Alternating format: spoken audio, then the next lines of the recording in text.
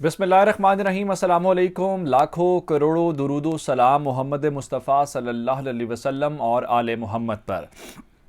मैं हूँ उमर दराज गोंदल और आप मेरा यूट्यूब चैनल देख रहे हैं। नाजरीन, हम आपको यूक्रेन रशिया वॉर के हवाले से कॉन्टीन्यूसली जो है वो अपडेट कर रहे हैं, वहाँ पे क्या चल रहा है। और इस जंग के अंदर अगर मैं कहूँ कि 3-4 दिनों का ख़तरनाक तरीन मोड़ आ गया है तो ये कहना गलत नहीं होगा।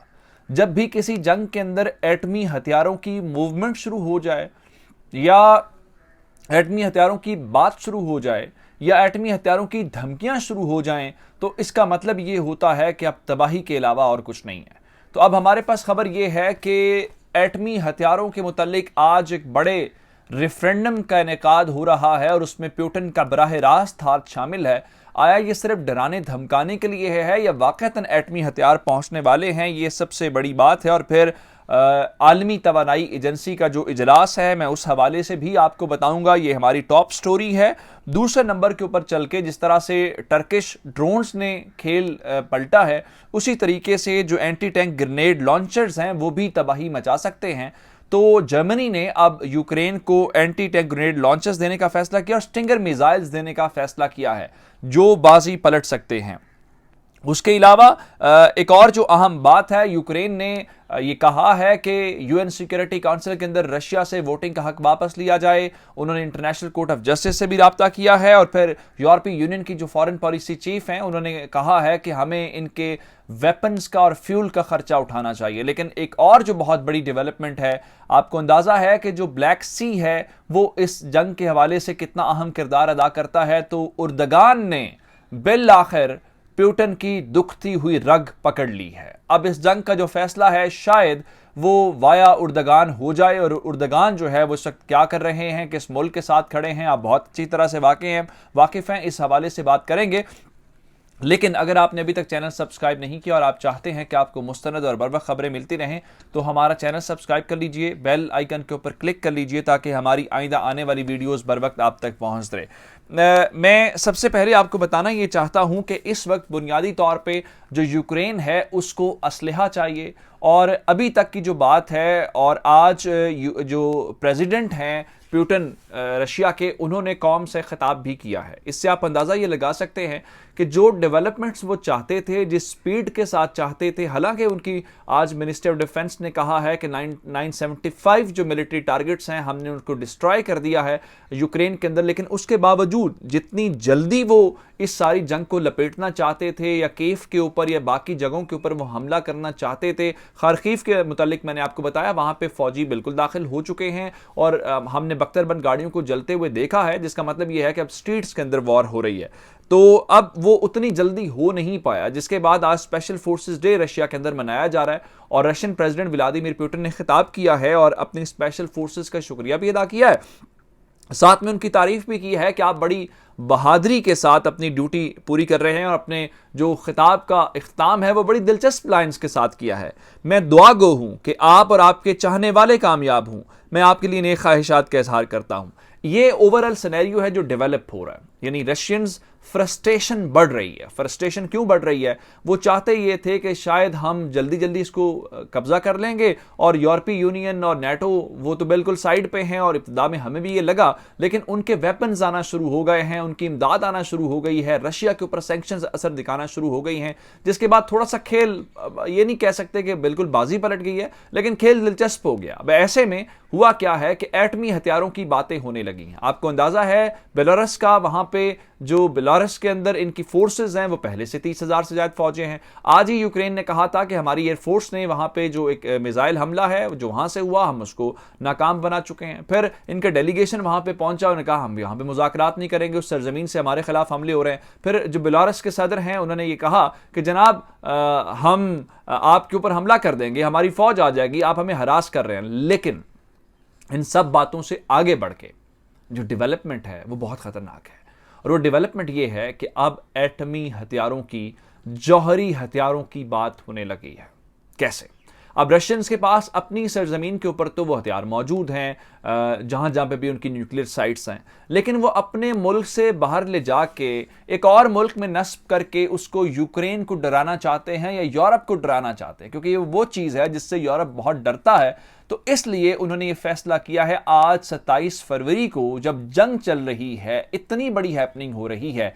आप हैरान इस बात के ऊपर होंगे कि बेलारूस के अंदर जो है वो एक रेफरेंडम हो रहा है। और वो रेफरेंडम क्या है? वो रेफरेंडम ये है कि आया इस सिलसिले में बेलारूस के अंदर रशिया को एटमी हथियार नस्ब करने दिए जाएं या ना करने दिए, जिसका गालिब इम्कान ये है, जिस तरह उनकी फोर्सेस वहां पे मौजूद हैं, पहले जौहरी हथियारों की ड्रिल्स होती रही हैं, तो इसका मतलब है कि वो बड़ी आसानी के साथ इसकी इजाजत दे देंगे और उसके बाद जो रशियन एटमी हथियार हैं वो बेलारूस के बॉर्डर के ऊपर, रशियन बॉर्डर के ऊपर पहुंच जाएंगे।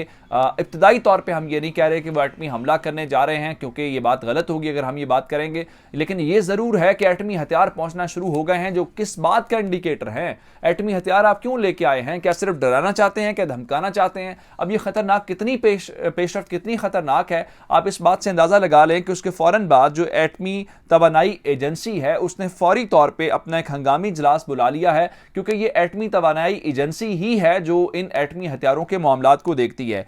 IAEA board to hold emergency meeting on Ukraine on 2 March, यानी आज से 2-3 रोज के बाद 28 फर्स्ट 3 दिन के बाद जो है 2 दिन के बाद वो इजलास बुलाने जा रहे हैं, और वो इसी डेवलपमेंट के बाद, क्योंकि उनको अंदाजा है कि आज रेफरेंडम हो रहा। अब आते हैं इस वक्त जो रशियंस को प्रॉब्लम हो रही है, लड़ाई तो मुख्तलिफ शहरों में चल रही है, लेकिन मैंने आपको बताया था कि TB2 टैंक्स जो हैं, TB2 जो ड्रोन्स हैं, उन्होंने टैंक्स की तबाही का काम किया है। 150 से ज्यादा टैंक्स अब तक तबाह कर चुके हैं। लेकिन अब जर्मनी के जो वेपन्स हैं वो शायद थोड़ी सी गड़बड़ और करेंगे, क्योंकि जो यूक्रेनी सदर हैं उन्होंने इस बात की तस्दीक कर दी है कि जर्मनी की जानिब से उनको एंटी टैंक ग्रेनेड लॉन्चर्स जो हैं वो आना शुरू हो गए हैं। जर्मनी ने उसका ऐलान कर दिया है, फौरी तौर पे वो पहुंच जाएंगे, और उसके अलावा स्टिंगर मिसाइल्स भी पहुंच जाएंगे। अगर ये पहुंच जाते हैं तो उसका मतलब ये होगा कि यूक्रेन का पलड़ा भारी हो सकता है और रशियंस को ज्यादा नुकसान जो है वो बर्दाश्त करना पड़ेगा। दूसरी जानिब यूक्रेन जो है वो हर महाज के ऊपर जा रहा है। पहले नंबर पर उन्होंने कहा कि आप हमें यूरोपीय यूनियन की मेंबरशिप दें, पोलैंड ने उनकी सपोर्ट कर दी। उसके बाद उन्होंने इंटरनेशनल कोर्ट ऑफ जस्टिस से राब्ता कर लिया है और कहा है कि ये जो रशियन के इकदाम हैं ये जेनोसाइड में आते हैं, आप इनके खिलाफ वॉर क्राइम्स की जो तहकीकात हैं वो करें। और दूसरे नंबर के ऊपर उन्होंने क्या किया है कि उन्होंने ये कहा है कि यूएन सिक्योरिटी काउंसिल के अंदर आखिरी जब इजलास हुआ था तो वहां पे यूएन सिक्योरिटी काउंसिल के अंदर रशिया ने वीटो कर दिया था, इसलिए फौरी तौर पे रशिया से जो वीटो पावर है या जो वोटिंग का राइट है वो वापस लिया जाए, वरना ये जो हमारी नस्ल कुशी है ये होती रहेगी। और ऐसे में यूरोपीय यूनियन भी बड़ी खुल के हिमायत करता हुआ नजर आ रहा है इस वक्त यूक्रेन वालों की। और यूरोपीय यूनियन फॉरेन पॉलिसी चीफ के मुताबिक उन्हें ये चाहिए, वो समझते हैं कि इस वक्त रशिया को ज़रा सबक सिखाने के लिए यूक्रेन को फौरी तौर पर जो फ्यूल है, यानी जो